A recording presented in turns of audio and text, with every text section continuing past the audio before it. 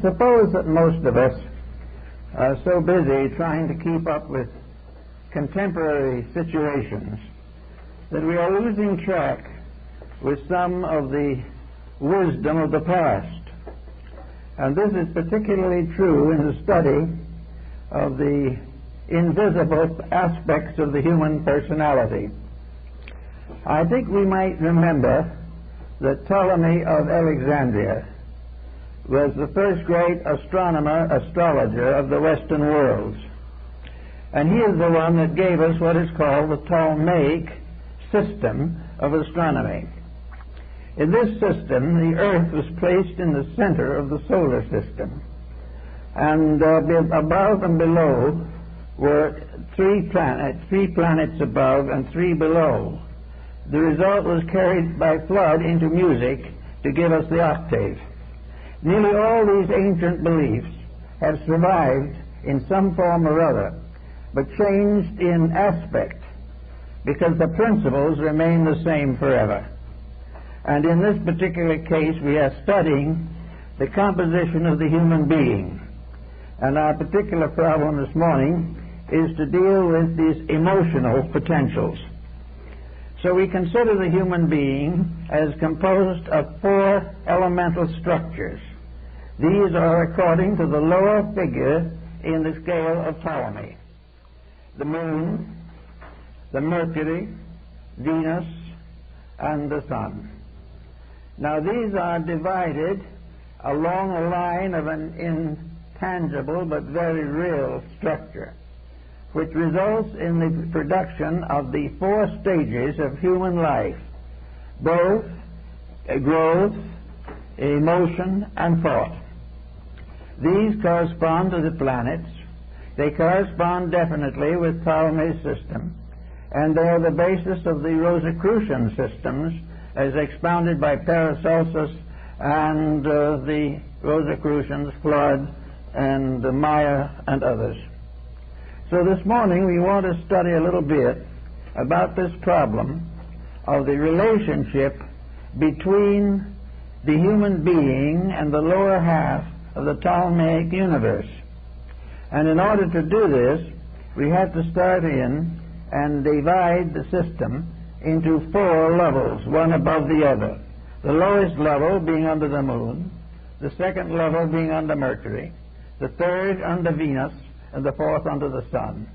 These are the ladder steps, the four steps of the Eleusinian rites, up which the individual has to ascend in evolution over a period of millions of years, and another kind of immediate appearance in the embodiment which he occupies at the present time.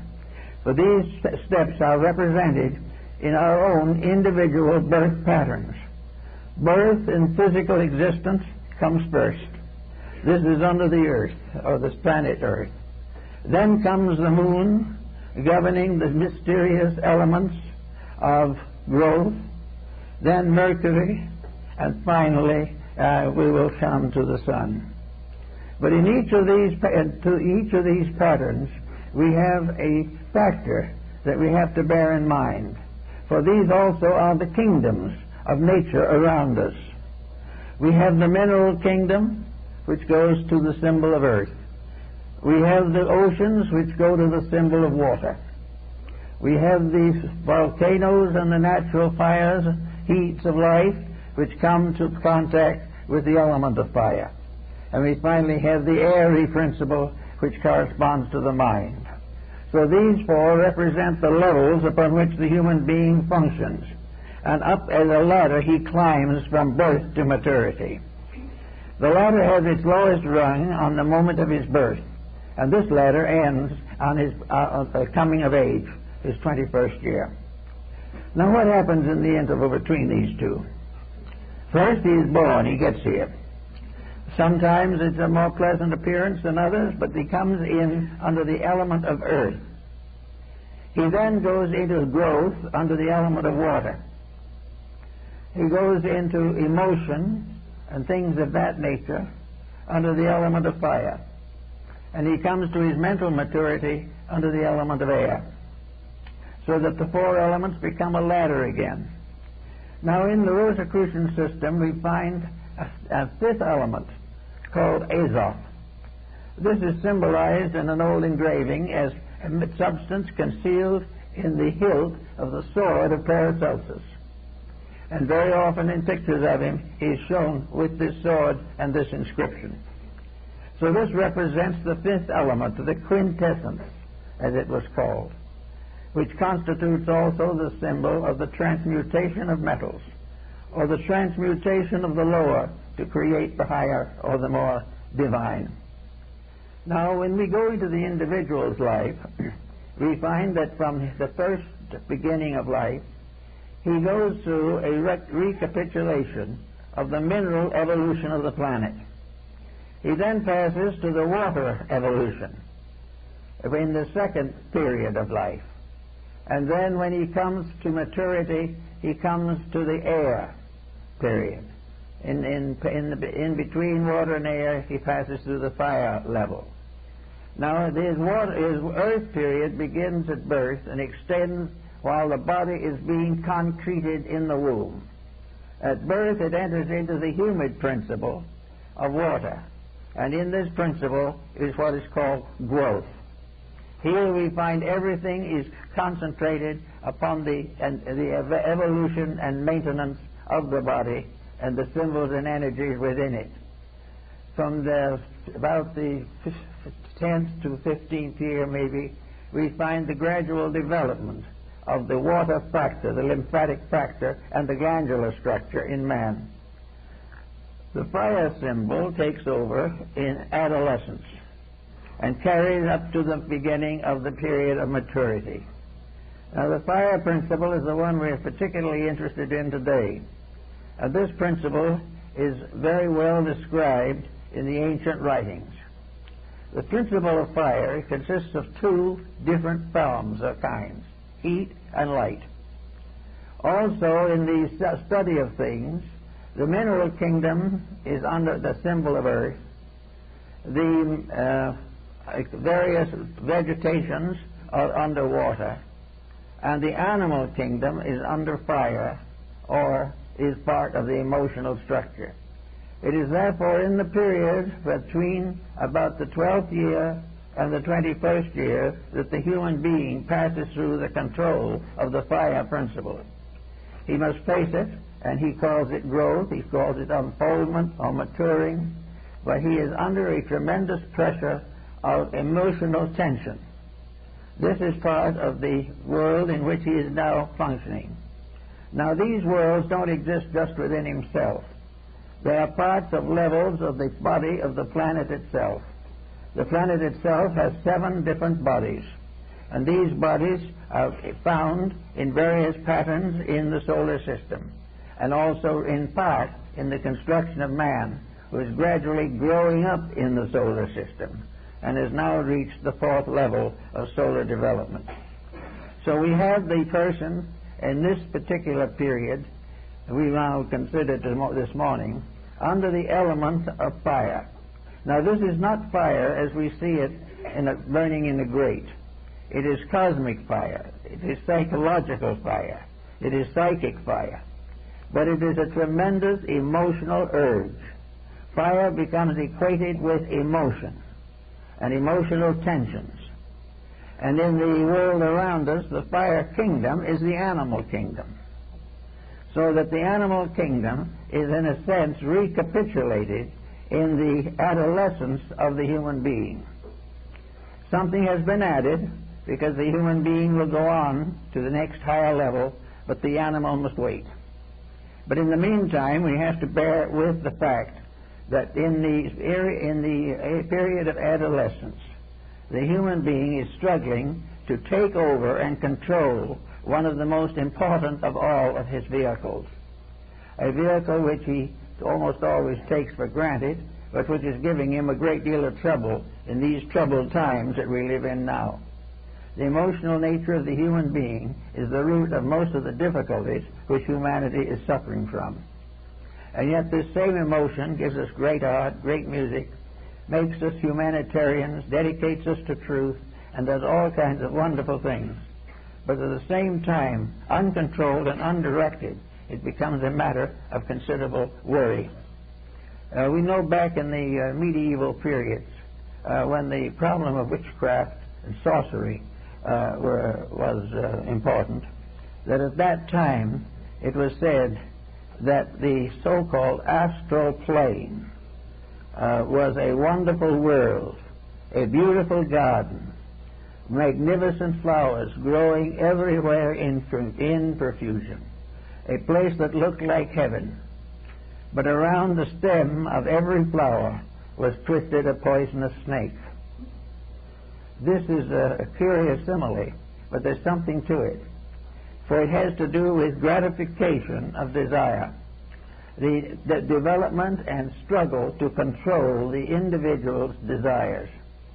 If they control him, the snake is twisted around every one of the emotional flowers. If he can control himself, then these become the great emotional hopes, love, faith, charity, and all the things that we most long for. Now, it's also obvious to most people, I think, that today, that we have not, as a human creation, completely graduated from the fire world. We are supposed to be entering into the air kingdom, but this is the mind, and there are not in many places that we find mind actually in control of the fire element. In the fire element we have ambition. We have all the mysterious habits and tricks which are coming out every day in dissipation and in the deterioration of our moral code.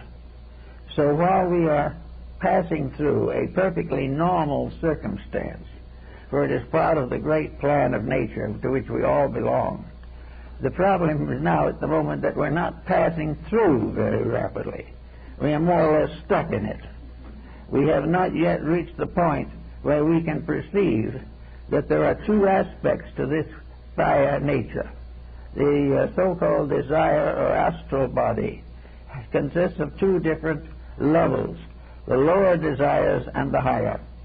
The lower desires are very physical, temporal, selfish, and craven criminal. But the higher desires are the transformation or transmutation of the emotional nature from its material aspect to its spiritual and mystical phase or development. So we have this morning to consider something of this particular situation. We have to face certain facts. We have to face that we belong previously to a kingdom of more or less vegetable life. That was the primitive humanity. Primitive humanity we have practically no record of, except their bones in the earth, because they belong to a time long gone. But we know we grew up through them in one way or another. But in that period of time, survival itself was the particular of the entire problem. We were developing along the same lines as plants, flowers, and all kinds of vegetation. In that period came the great trees that lived for 5,000 or 6,000 years, and also little bushes and shrubs that perish in a few hours. Therefore, this growth problem had to do with the second phase of our nature, which we have passed through, and has incorporated growth into the third pattern, which is the emotional or desire nature. This desire nature then becomes a dominant factor in our various aptitudes and efforts. Beginning with the adolescent process, the individual begins to develop social consciousness. Social consciousness is a step above absolute dedication to self-survival alone. Plants survive because they have no other way to go. They know nothing else. But beginning with the higher kingdoms and coming on into humanity, we find that there are moral values. Even certain of the animal kingdoms are under a strict morality. And little by little, the development of the emotions must be brought under the control of the will, or under the control of the inner life of the person. Now, where is that inner life? That inner light is locked. It is locked within this structure of bodies. It is so locked that in its original and complete form we are never aware of it. The only way we have awareness is through a certain psychic overtone that comes to us and bestows upon us the great moral codes of the world. Therefore, in our particular problem this morning, we want to study a little bit this problem of the astral light, of the mysteries of the world of eternal illusions leading inevitably to reality. All emotions might be considered to be part of the initiation system of the ancient mysteries. The primary mysteries of antiquity were concerned with the three steps which bring the person up to his own maturity. When he is born completely, he is born with the mind. But up to that time, he has to function by the laws of nature around him, by the traditions of his forebears, and by the reaction which he himself feels to the various pressures and tensions and stress of existence. So the three initiation rites of the ancient mysteries brought the individual to the step of door of maturity, which he had to pass through himself. The fire description comes first. He has to pass through, as listed in the Magic Flute of Mozart, he has to go through the initiations of the elements. And this is what we all have to do, whether we know about it or not. Initiations of the elements, when we have reached our stage, we are assumed to have mastered three of the elements. The fourth is yet to come, and the fourth will be mastering the element of mind, or air. In the meantime, we are supposed to have outgrown the pressures of the three lower elements. We haven't actually done this, however. These elements are still active. We have not outgrown them, but we are beginning to feel a tremendous pressure of permitting them to continue when they're supposed to be outgrown. In the higher animal kingdom, we find there is the beginning of a kind of community existence. The various animals have their territories, their areas, they have their kind, they have their responsibilities. It is the female that bears the cubs, and it is the male that feeds them. All of these things are part of natural law, and each of these animal kingdoms guards its domains with a tremendous, almost fanatical intensity. That is because the idea of it all comes from within itself. It is therefore its own survival. Now, up to the point of the individuality of these kingdoms, they are under group consciousness. Therefore, animals are estimated according to groups and are rewarded and punished according to groups and not by individual creatures.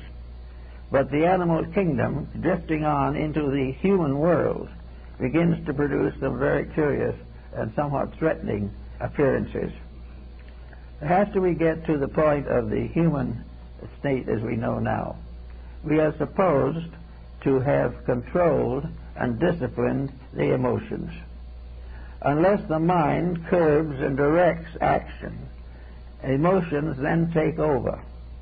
And if emotions fail, as sometimes they may do in the case of dissipation of one kind or another, then the guardianship passes back to the vegetable kingdom.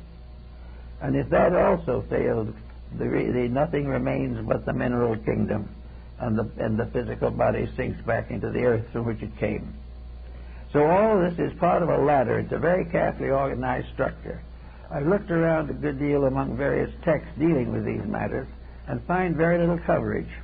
There is something happening that people don't really give much attention to, and yet it is very important. We look upon the past as more or less old-fashioned and think we're outgrowing these things. But one thing we have to learn sometime is that no one can outgrow integrity. The only thing he can do is grow up to it, because integrity represents a peak. In each kingdom there is a peak. In each species of animal there is a peak. Every mineral has one.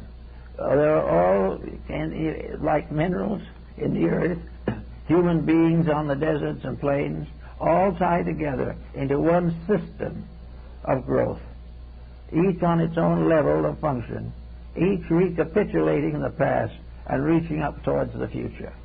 And this situation has to go on in a properly organized manner. So we are now at a time in our problems where we can remember a little bit of the magic and sorcery of the Middle Ages and the sorceries that led previous nations into a series of tragic difficulties. We are now in an emotional period of growth where we are gradually coming out of the validity of emotion. There was a time when we had no other pattern. The animal was simply an emotional creature. It was governed by laws. It had no rules in our kingdom, but it had rules in kingdoms of its own. And animals were gradually growing. And as they grew more and more, they began to develop internal phases of mental consciousness. But until they passed over a certain threshold, they did remain as animals. And as animals, they grew more and more intelligence. There where we have animals of great intelligence. We have animals that are very wise and careful, thoughtful, faithful. And we have many animals that serve man gloriously and joyously. Because actually, the animal gains part of its evolution by associating with something superior to itself. And man gets a bad setback when he starts associating with things that are less than himself. And in this case, we were to members of his own kingdom. Actually, therefore, we have a problem of the development of community or social existence. One of the magicians that was famous in the Middle Ages wrote out very definitely the picture of these mysteries. First of all, he pointed out that nearly all psychic phenomena is involved in this mystery of fire. Psychic phenomena is largely a matter of delusion, fantasy, or the incredibilities of things. Emotional delusion populates the invisible side of life with all kinds of strange worlds, beautiful worlds, Summerland, magnificent gardens, places of rest and relaxation. And then another religion comes in and points out that this other world is a mass of terrors, of horrors, and that if you don't belong to the right church, you're lost. All of this is part of this emotional struggle in which the person is trying to get hold of the integrities of his own nature. And with him, the emotional nature is a constant challenge to his ethics, to his integrities, to his proper decisions. And wherever his decisions are not up to the level of his proper evolution, they turn on him and cause tragic difficulties. We have now a world around us of persons who would like to believe that they are living in a mental universe, which would be the next step. They are not living in the mental universe, however, until constructive, creative mentality dominates conduct. Until the mind has discovered honesty, it cannot control correctly the conduct of any creature. It cannot control, by taking over through tyranny, any system of life. It cannot scheme its way into growth or progress. It cannot gain its ends by nefarious means without suffering. So we have in the problem of today an emotional universe which is still tied to its appetites very strongly, and in this matter is very much in harmony with many of the animal kingdoms, some of which also have high ethics, incidentally.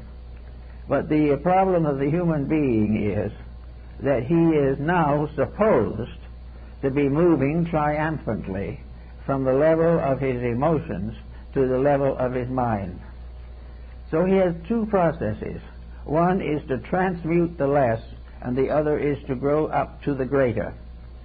in order to handle the emotional factor, it is necessary either to transmute the lower emotions or to create new levels of intellection or levels of emotional idealism to transmute these more negative factors. The alchemists knew this system, and they call it transmutation. Every factor, every faculty, every part of the human being must be under constant growth. While the human being is living in the animal kingdom, the body will be on that level. But the moment he begins to aspire, the body must catch up with him. The moment he begins to aspire, the mind must reach down and pull him up a little. These factors all work together. It is a commonwealth of cooperation between the various natures of man. The mineral, the vegetable, the animal, and the human are in cooperation. They are producing the creature that we see today and call man. They are part of a great evolving pattern which is going on regardless of what we do to it. But we're constantly aware of the dangers. Now, among the dangers that confronts the emotional orientation is self-interest. The individual finds that the most ignoble of his emotion is selfishness. And while he is selfish, the emotional nature cannot be free, cannot go forward, and cannot continue on its journey to meet the challenge of the mind. The mind in a selfish person is not mature. Therefore, it is not the proper leader. The proper leader is the redeemed and constructive emotional nature, which gradually grows to the fullness of itself. And when the fullness of itself is reached, it is then advanced to the mental level. But until man's emotional nature is honest, his thoughts will never be honorable. He will never be able to transcend the internal compromises of his own thinking and emotions unless he disciplines this instrument which has been given to him. So most of the systems of the ancients disciplined the emotional life. They placed certain restraints upon it, and these restraints were regarded as religious training or philosophical disciplines. They were very important in their own way, and they continue to be important and always will be. Now, if we have this problem to confront, let's think a minute about what we are talking about in action. We are talking about the individual who has emotional attitudes and emotional maturities within himself. We know that the moment emotion is constructive, that it begins to change the chemistry of the whole body. Here we come again into our vibratory pattern. Emotions are a rate of vibration. This rate of vibration has several subrates, and these subrates of vibration specialize and divide the levels of emotional integrity. Therefore, every emotion affects health, affects body, and interferes with the growth of mind. The emotions, consequently, are here to be beautiful. They're here to be noble. The moment they fail to be that, the individual suffers, and where a large group of individuals make the same mistake, a world suffers. And out of this comes one of the problems of our time. We are always trying to find out, some way or other, some system to live by which is free from the stress and tension with which we are gradually becoming affected. We do not realize the fact that living is an art. Living is not a series of accidents. If it is, it's not worth much. Living is a problem of growing under discipline. The individual is here, as all creatures are. The animal is under discipline in another way. The animal seldom makes but one mistake. If it fails to keep the law of its kind, it ceases almost instantly. They have to be obeyed. Rules have to be kept. Now, the same is true with the vegetable kingdom. It has rules. And the mineral kingdom has rules. And the mysterious vibrations in space that are not allotted to known kingdoms have rules. And our emotional world is a vibratory rate containing within it a number of sub-vibratory patterns, each one of which is an emotion or a stress factor, and each one has its rules that must be obeyed or trouble starts. We are now living in a generation in which we are trying to escape in every way possible the realities of life. We are seeking to avoid the challenge of growth, and we are succeeding rather well in accomplishing this. But at the end of it, we're going to have chaos. We are beginning to see this coming along. We cannot explain why certain things are as they are. We develop all kinds of theologies to describe them. We know all kinds of politics systems to understand them, and all kinds of economic systems to pay for them. But at the end of it, we do not know why these rules exist. We do not know what they mean to the individual or to the commonwealth. What we do not realize is that we have only two choices: keep the rules or perish. This is something that is beginning to hurt a little bit. But this doesn't mean that we're all doomed to perish. Far from it. The percentage of perishing is going to be very low. The real answer is that through various discomforts, we are gradually going to rise to the occasion and will finally place the constructive mind over the emotions and actions. And when the mind becomes a disciplinarian of emotion and action, it will not destroy either of them. Emotions will have their full manifestation. The hard-headed individual with no emotions is not a monument to progress. He is just one of the many mistakes. The individual is going to have mental discipline, but no one is going to know it except they need it. He is going to be able to think things through to protect the complete compound of his own bodily structure and the collective compound of society. So here we are gathering at the edge of this great transformation. We are gaining at the edge of the time when an invisible shift is taking place. We are moving inevitably from an emotional to a mental level. This does not mean that our emotions will be poorer, they will be richer. It means that the mind will then have the emotional instrument to work with, and that most of the beautiful things of life will be a result of the mind emotionalizing in the arts, in the ethics, in the idealism, and in human relationships. Now, if we don't do this, according to the magicians of the 18th and even 19th century, we're going to lose what we most cherish. I think that I remember quite well Andrew Jackson Davis, a physician in New England here in the early part of the 19th century. He was a physician psychic, and he had much to say about the world beyond and the world within. And he wrote a book called The Stellar Key to the Summerland. And to the spiritualists for a long time, the invisible world of the emotional life was the Summerland. It was a kind of a reward. It was like a summer vacation settlement. Everyone who had good emotions, kind heart, and good integrities, after passing on, dwelt in the Summerland, where everything was beautiful, everything was fine, everyone was kind, and everything was noble. This type of thing, however, was one aspect. Now, this aspect could be built and developed within the mind of a person because he believed it, and also because in a certain way he may have lived it. If, therefore, the time comes for him to pass on, and he is really what he claimed to be, he will be in the Summerland. If his ethics and integrities are true, the after-death condition will be the fulfillment of his dreams and the reward of his virtues. But if it was all on paper or in the mind and never practiced, he will not have such a fortunate existence. For he will go where his actions go, and not where his hopes are. And in this we notice that almost all religions have a Summerland. Every one of the great face of the world has spheres of rewards and punishments.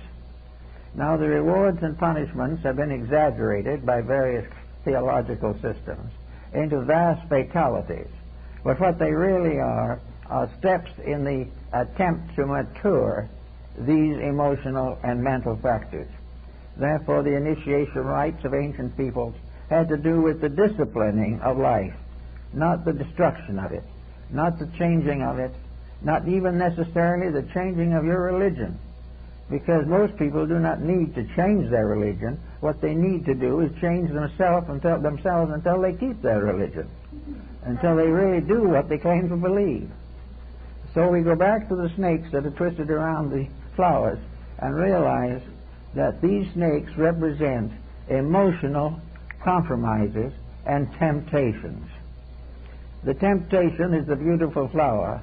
The individual reaches for it and gets bitten by the snake. And of course the snake becomes a symbol of karma. Having once bitten the individual, he must pay his debt to nature. This doesn't mean he's going to be destroyed, but it means that he's going to have to pay for being wrong. And most suffering that we have in the world is a result of paying for what is wrong. But in many cases, the payment is not heavy because the individual did not know. We are not punished desperately for things we do not know or do not understand. Our punishment is based upon the secret within ourselves, in which we know in our heart of hearts that we did what was wrong. We have concealed it from everyone except the dweller in the self, and that we cannot fool. And it is that dweller in the self that sentences us to the punishment we deserve. It is not some cosmic factor out in space. We are not being punished for the fact that we were created, but we are being gradually penalized because we have not done better with the creation. We have not done anything with it to justify the tremendous evolutionary system that is behind us. Millions of years have been given to the making of a new order of life to which we belong. We have suffered and died for it many, many times. We have made all kinds of mistakes and paid for them. We are making new mistakes and will pay for them. But all the time there is a great plan unfolding. And for some reason or other, we have sort of lost the realization of that plan. As a result, we've had leaders arise who try to remind us of it. We have had great teachers who were crucified and martyred in an effort to restore value. Now, what they were trying to restore was an exact code as it was applied to the astral body or emotional function of the human being. This emotional function involves appetites. It has to do with what we want and how we get it. Most of all, there is somewhere in all ulterior emotions this snake that is dangerous. There is always something that causes this plan to go awry. We gain all the favors of this world, but if we fail to attain the internal integration of ourselves, our life has been very largely a failure. So we have to think of this in the fact that we are trying to outgrow.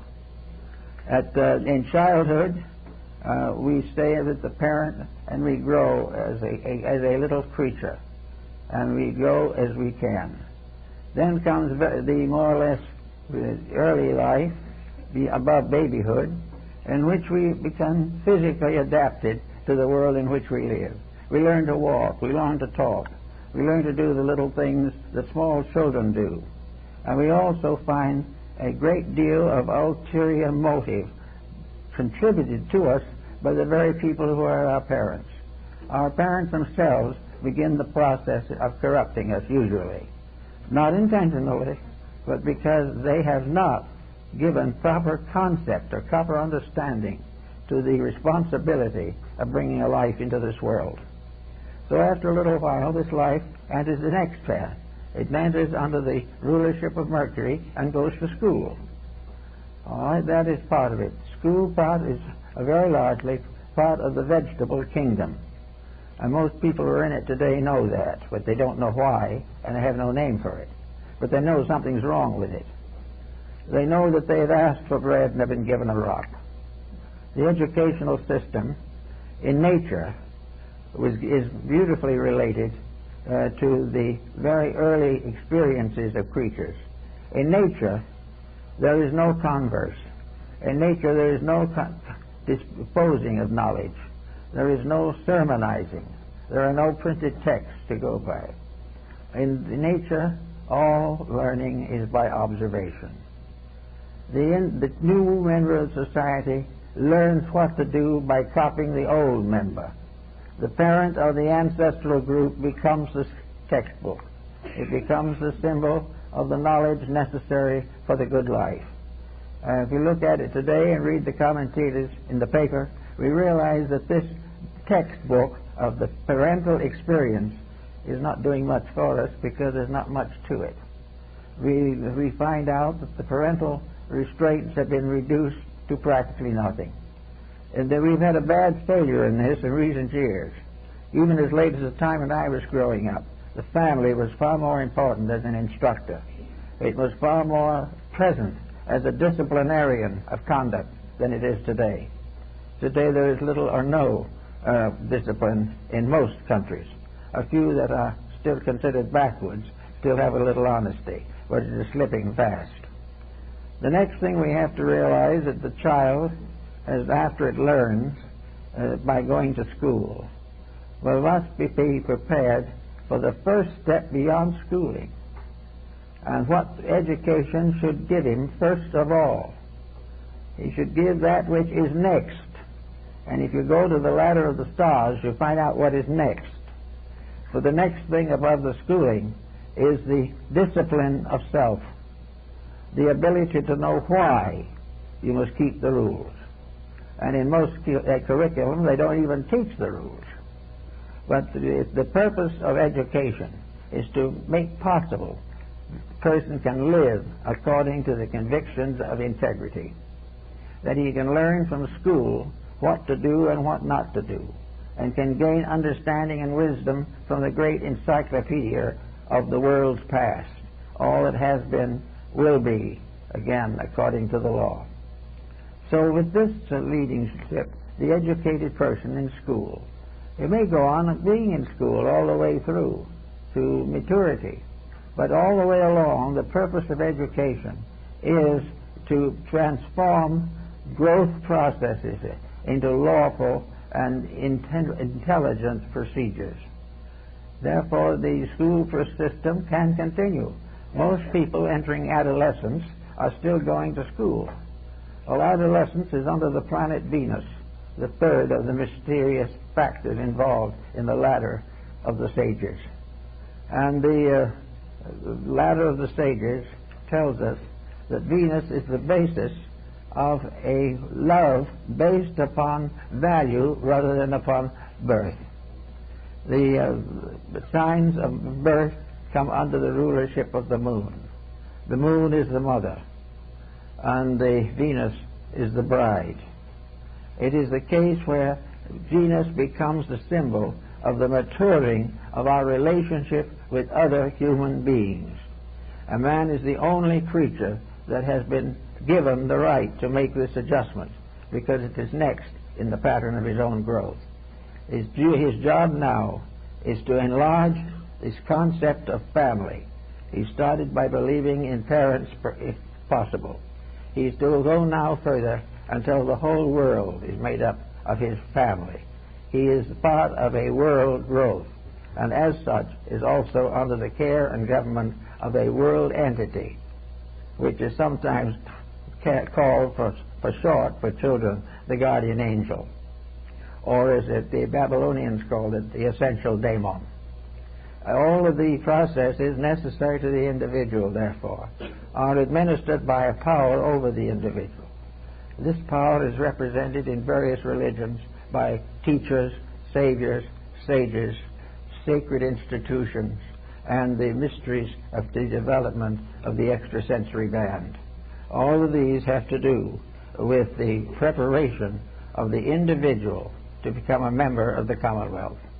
There comes a time when it is his responsibility to settle down to the realization that there is no need for any dissension among human beings, that these so-called dissensions, these mysterious wars that we're suffering, this exploiting of each other, is all part of the mysterious astral light with the serpents around the flowers. We know that today we doubt the integrity of other people. We suspect ulterior motives. Well, the ulterior motives are the snakes. and they will be there as long as the individual is selfish. And he will be victim of ulterior motives as long as he cherishes them within himself. So out of these came also magic. Now magic is black and white. White magic, according to the ancient records of the Egyptian and Babylonian Chaldean temples, white magic is the use of divine assets for the protection and preservation of all that lives. White magic can never be self-centered. It can never be the individual working solely for his own advancement. He advances not by trying, but by serving others. Growth is a byproduct of integrity. The integrity must come first, and it may not be rewarded in the lifetime of the person. On the other hand, the mistakes may be punished even while he is in this life. But anyway, we have this problem of integrities. We have this problem of magic. Now, magic was regarded as from the word madhya, and the word implies actually illusion. The word merely means a fantasy. Imagination is a fantasy. And imagination is the visualization of something. Now, all there have been individual imaginations, and there have also been collective imaginations. A nation may have one imagination distributed through all its members.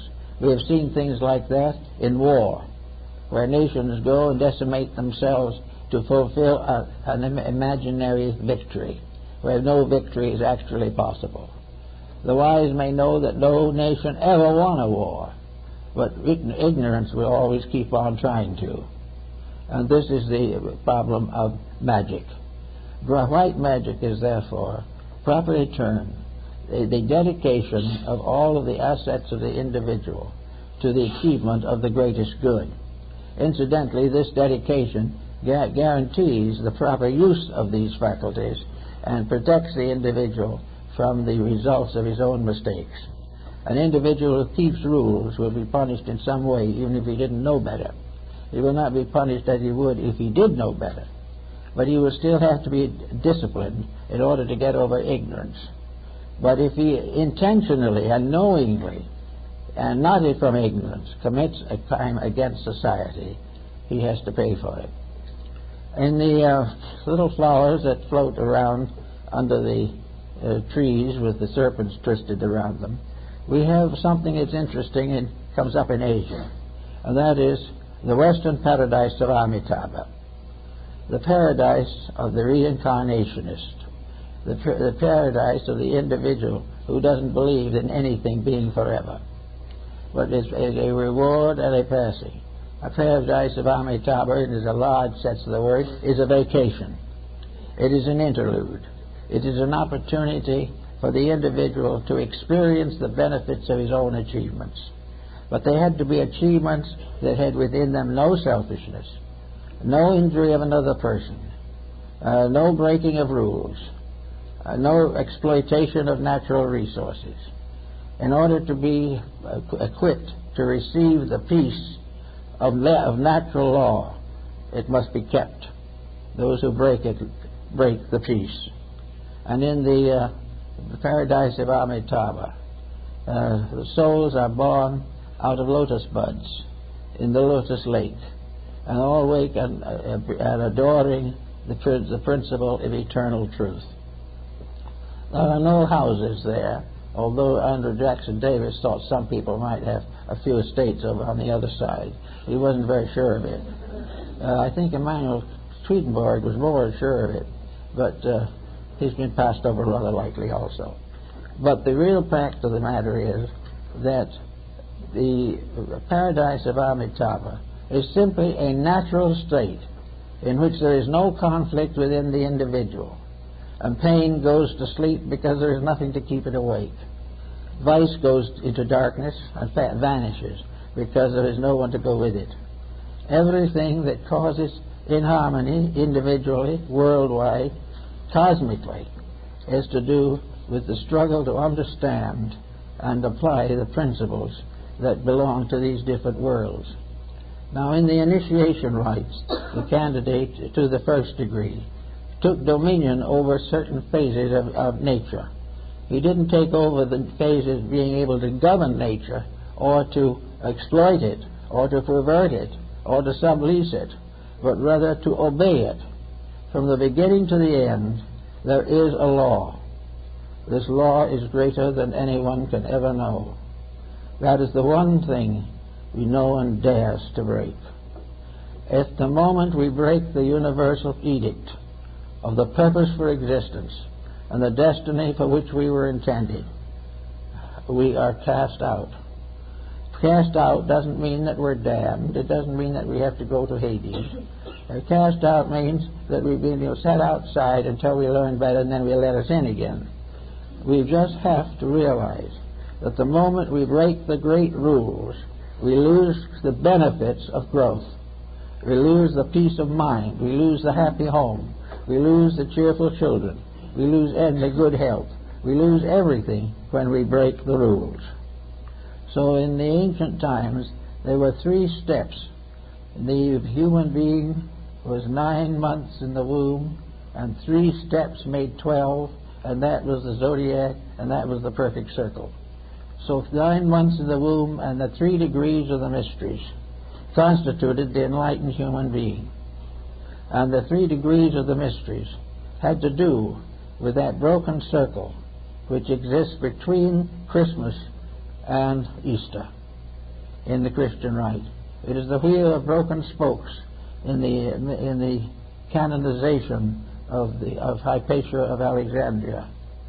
All of these symbols represent, therefore, that we take 9 months in the womb and 3 degrees of conscious growth to complete the embodiment of the individual. Only when both of these are present, these 2 factors, is the person truly born. He is born imperfect. He is given the right to perfection. And he is given the eternal textbook, as the alchemist said. The deity has given man the great textbook, nature. But he must learn to read it by walking it with his feet. He cannot learn it simply by reading about it and forgetting it. He cannot gain from the story of wars unless he realizes their futility. He cannot gain knowledge of the collapse of stock exchanges and what they mean until he realizes that the thing that brings them down is always lack of integrity. So the 3 degrees of the mysteries contribute integrity. And when integrity is contributed to the 9 steps, then the individual at this stage becomes completely balanced in the mystery of emotion. The emotional nature, the astral light, becomes properly balanced when he has achieved the idea that emotion, the great emotion, is affection. A great affection is that which does not worship anything, but is the affection for all that lives. As long as the individual has a man or woman whom they do not like, that affection is not complete. Anyone who belongs to a religion and don't like another religion, that person's affections are not complete. The one who will take care of one of his own and neglect the stranger, his affections are not complete. Complete affection is the individual recognizing the unity of all that lives, and that is the proper opportunity of the wise to serve those in need of wisdom. It is the opportunity of the wise to instruct, and the opportunity of the young to receive instruction. All these things are part of a system that goes back to the dawn of time, a system we will never be able to probably understand where it originated, but we know that it has been with us for thousands of years. Now, to get back to this emotional problem, which is particularly for us today, we also realize that emotion is definitely a rate of vibration. Not only is it a rate of vibration, but it is a major rate of vibration which breaks down into an octave. The emotional octave consists of the 7 levels of emotion, just as the 7 orders of architecture constitute the mystery of the building craft. We know that the emotional octave goes through the same septenary as that of the incarnating life, the mineral, the vegetable, the animal, human, and finally into what the Buddhists call the Buddhic level. This is the level that of the stone in the handle of the sword of Paracelsus. Azoth. Azoth is the symbol of the stone, and the symbol of the stone is the transmutation of the base elements until perfection is achieved. And in the human being in the East, this is called Bodhi, or Buddha, the sign of achievement, the sign of the complete renunciation of error or of illusion. And in the West it is carried by the Messiahs, the great sages and world teachers. But it always is the same. Emotion must be changed. It must be universalized. It must be redeemed in all its states, or it cannot become the basis or the handmaiden of wisdom. It cannot lead to the true wisdom of things unless its own inadequacies have been redeemed. We can say to ourselves, how can you be wise if you're still selfish? You can't be. Therefore, if you want to be wise, selfishness must go first. There's no other way it can go. You can't say that the mind goes first and leaves emotions. It has to be this upward motion, this upward movement. So wherever there is a victory of reality over an illusion, one of the little poison flowers is relieved of the serpent. It has to go this way. And only when a certain percentage of our attitudes and ideals have reached this maturity are we able to move then into the higher level, which would be the mental atmosphere. It was only then that we would complete the purpose of our present evolutionary cycle, which consists of the 4 levels which we must pass through in order to attain to Bodhi, or the symbol of cosmic mind. Now, cosmic mind really has nothing to do with intellect, and here we've gone into another problem that is always with us and will always be, namely that words will not explain matters properly. And every religion has names for every one of the spiritual realities of life. It has names for the soul, for the mind, for the heart. It has all the metaphysics and ethics of all other religions, but different words for them. And we have now fallen into the habit of figuring that the words were the most important, that individuals who used different words had different beliefs. This is simply not true. It is the fact that beliefs separated from their sources for a long time and given into the keeping of the underprivileged and the unworthy have gradually lost their meaning. We no longer use them correctly. We no longer know what they mean. And because we find different words in different religions, we believe these different religions are different. This is not true. Every religion in the world has been struggling to find the correct way of explaining the path of growth. It will always have difficulties because it will have different words to overcome. The various people who go to one path after another are seeking not the path, but a familiar term that they can immediately accept. If they do not find this, they think the religion is wrong. So in this growth that we're talking about, in the emotional world, we have all different levels and different names for them, different words to represent, sometimes desire, sometimes emotion, sometimes the astral light, many different terms, but they're all terms for one principle. An individual who understands one of the terms understands all of them, but may not, because of mental blockage, be willing to relinquish one for another. He must keep on believing exactly as he did, and those who do not use the same words are heretics. This has done a great deal to divide faiths and to prevent the unity of religions. Having decided in their minds at least that we have to master this emotional factor, there are ways in which we can go to work studying it. There are many different ways we can consider its importance. One of these is that a correct emotion will never hurt us. Now, people have fear, they have sorrow, they have unhappiness of one kind or another. They had mental pain, emotional pain, and physical pain. Therefore, there are hurts.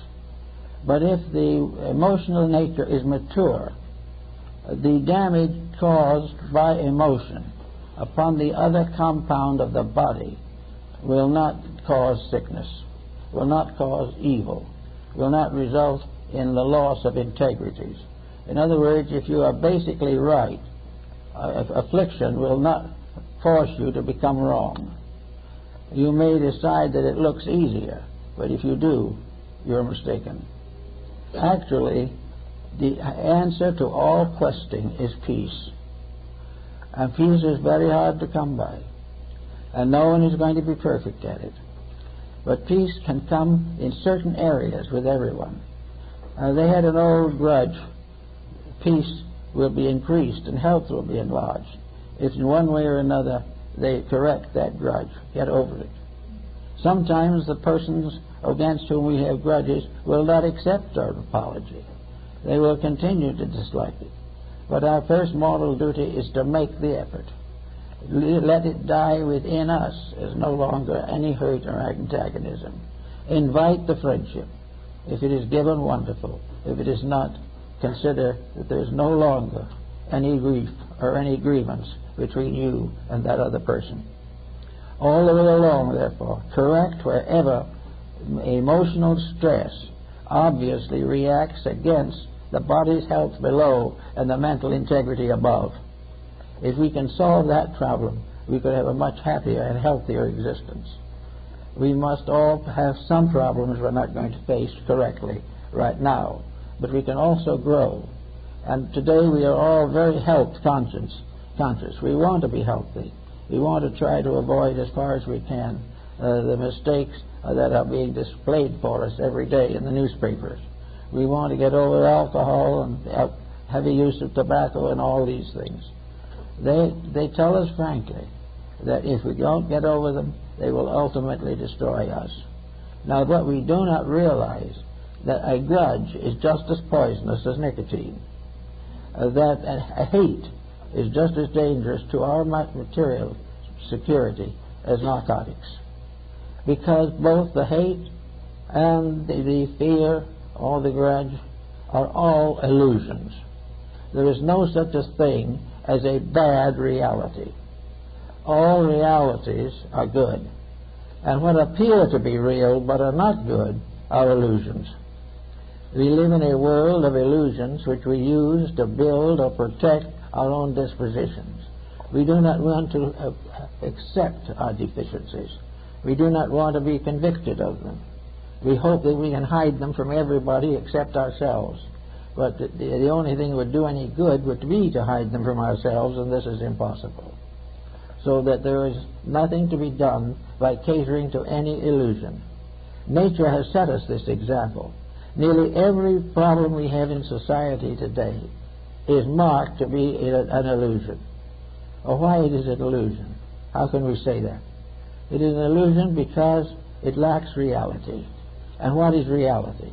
Reality is permanence. Reality never changes. Reality never hurts.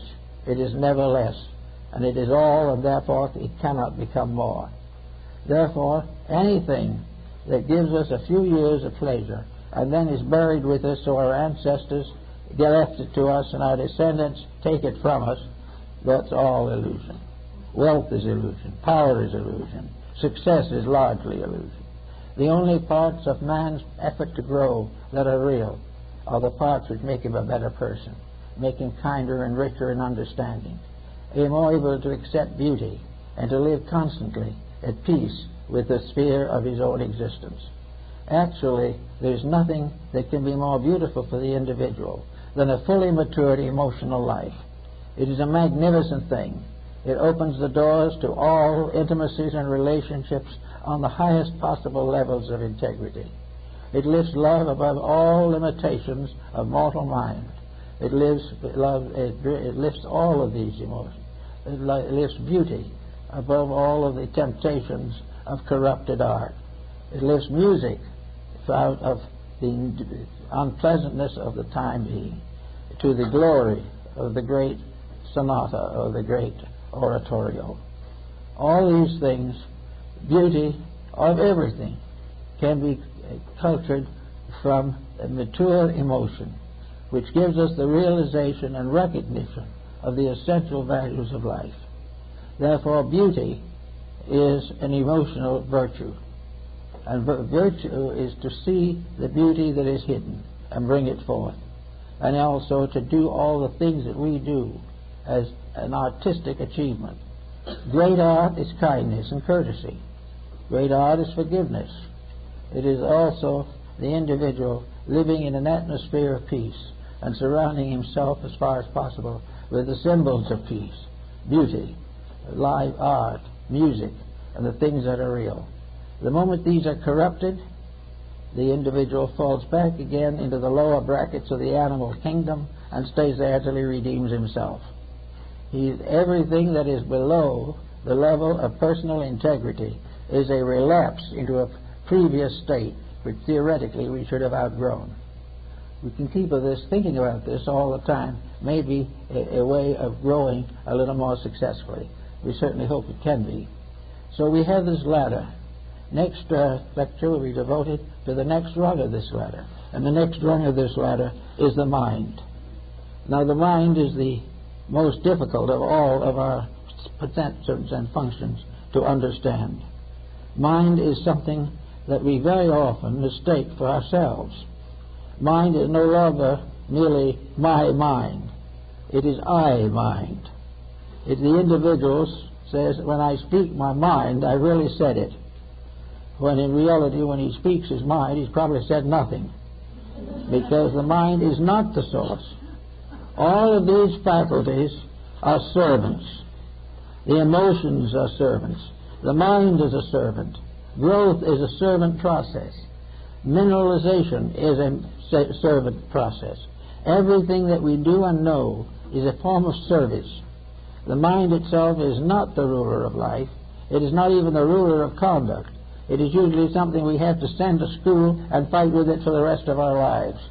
So it becomes interesting, important, and valuable to give a little consideration to the ascent from the balance of the emotional nature to the balance of the mental powers and faculties. And here we come into the world of philosophy. Now, philosophy isn't the answer to anything in itself. Philosophy is only a degree of insight to help us to get nearer to the real. Every faculty we have, every part of ourselves is important. By our feet we can get physically nearer to where we want to go. By the various growth functions within ourselves, we can unfold faculties and powers to gain education or to travel from one place to another. By our emotions, we can enrich ourselves in the arts and in all of the more noble aspirations of human nature, and lay a foundation in religion, which is of the greatest importance. Then by the mind, we come into the possession of science. We become part of the great scientific process, which at the present time is one of the most costly and dangerous processes known to man. We have not known the mind. We do not use the mind. The mind is a servant of the good in ourselves.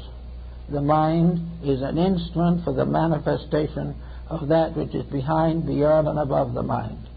But to us, the mind becomes the glorious source of the fulfillment of all of the appetites which are satisfied by wealth and power. Thus, we have this problem to consider constantly. So next week we want to take up a study of the mind and see if we can find out a little more about it, what it stands for, and how we can use it. We must recognize that it is our moral duty to redeem and reform and resurrect all of the forces that have been put into our own composition. We must redeem our own emotions. They cannot redeem us. We must redeem the mistakes of our education. We must redeem whatever has been our fault of our heredity. We must redeem all aspects of ignorance in ourselves. We cannot do it all at once, but the wonderful mystery of it all is that the very act of redemption in itself is a beautiful necessity. It is something that the very moment we start with it becomes the most wonderful experience of all. So the process of correcting our own faults is not a laborious process, but a glorious one, leading in the end to all the good we hope for. That's it.